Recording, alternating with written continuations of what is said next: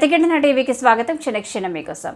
ఈ రోజు నిర్వహించిన టీపీసీసీ కార్యవర్గ సమావేశంలో సీఎం రేవంత్ రెడ్డి కీలక వ్యాఖ్యలు చేశారు. చెప్పిన సమయం కంటే ముందే రుణమాఫీ చేస్తున్నామని సీఎం రేవంత్ తెలిపారు. రుణమాఫీ చేస్తే రాజీనామా చేస్తారని హరీష్ రావు అన్నారని, అన్నమాట నిలబెట్టుకోవాలని సీఎం రేవంత్ రెడ్డి గుర్తు చేశారు.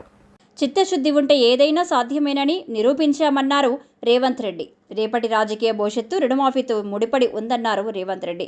ఆగస్టు 15 లోపు రుణమాఫీ చేస్తామని చెప్పిన దానికంటే ముందే రుణమాఫీ చేస్తున్నాం. రుణమాఫీ చేస్తే రాజీనామా చేస్తారని హరీష్ రావు అన్నారు. రుణమాఫీ చేస్తామని చెప్తే ఇది అసాధ్యం అని చాలామంది అన్నారు. చిత్తశుద్ధి ఉంటే అన్ని సాధ్యమేనని నిరూపించామన్నారు. 60 సంవత్సరాల తెలంగాణ ఆకాంక్షను సోనియా గాంధీ నెరవేర్చారు.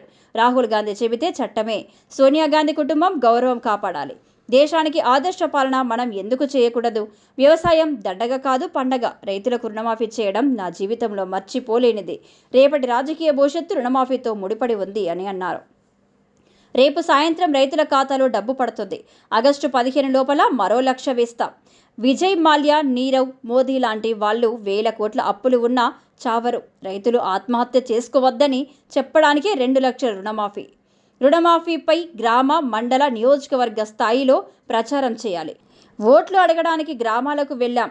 ఇప్పుడు రుణమాఫీ చేశామని గ్రామాల్లో చెప్పండి. వైఎస్ రాజశేఖర రెడ్డి ఉచిత కరెంట్, ఇందిరమ్మ ఇళ్ల గురించి ఇప్పటికీ చెప్పుకుంటున్నాం.